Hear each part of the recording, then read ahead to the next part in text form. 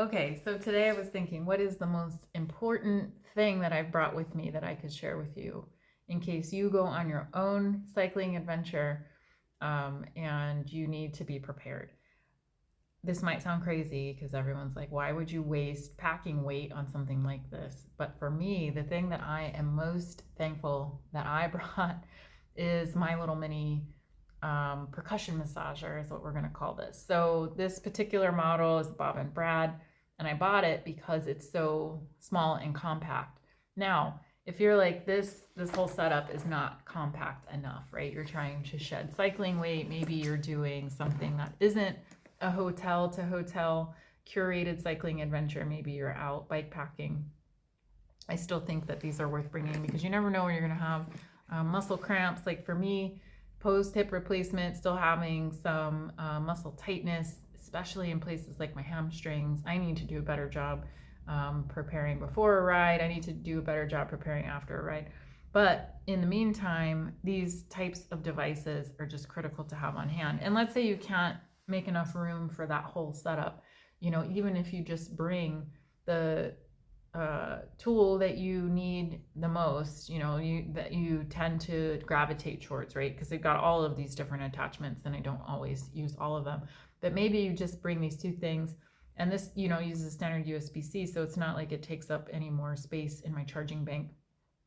And so this type of thing is crucial, especially if you're on really long rides. This ride I'm on right now, we have a lot of days that are going to get up, 60-ish miles.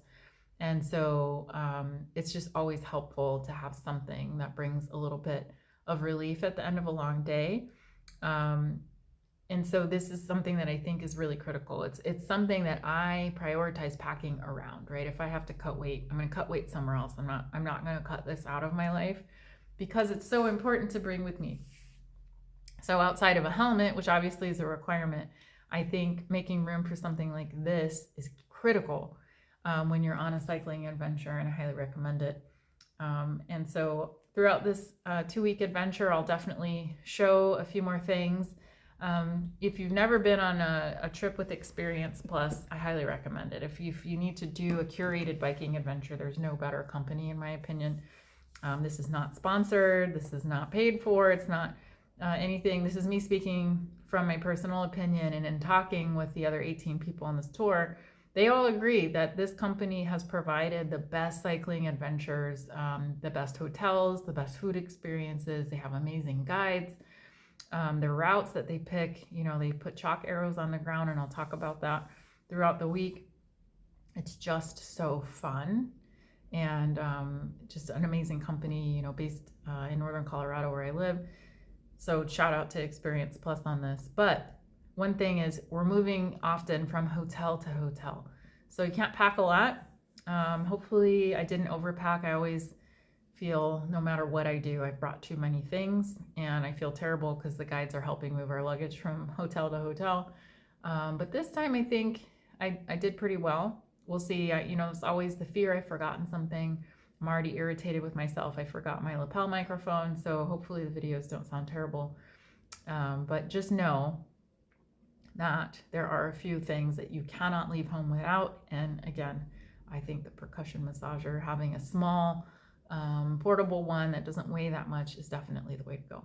So hopefully this helps you as you prepare for your cycling adventure. There is nothing like seeing a country by bicycle. You get to meet people that you would never get to meet. You get to see small towns and villages, really the heart of a lot of these countries that cannot be explained by just visiting their large capital cities or their most popular places.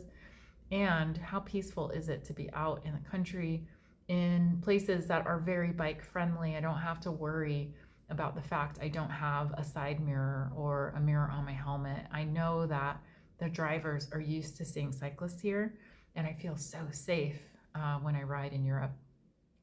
And so hopefully this inspires you to find the tour of your dreams and just go do it, because there's nothing more amazing than being out in the country. So anyway, I thank you. It's been a long day. Now I get to repack. That's the beauty of moving from hotel to hotel. Got to make sure you don't forget a single thing. And if you're a scatterbrained hotel stayer where you spread out over the whole hotel, make sure that you have a system in place so you do not forget a single thing when you leave in the morning, because there is nothing worse than missing a glove. You're not going to be able to get it back. You're not going back to the hotel. So I have a pretty efficient system that I've been using, obviously, in my business travels for years. Try and extend that into my cycling travels as well. So thank you. Talk to you soon.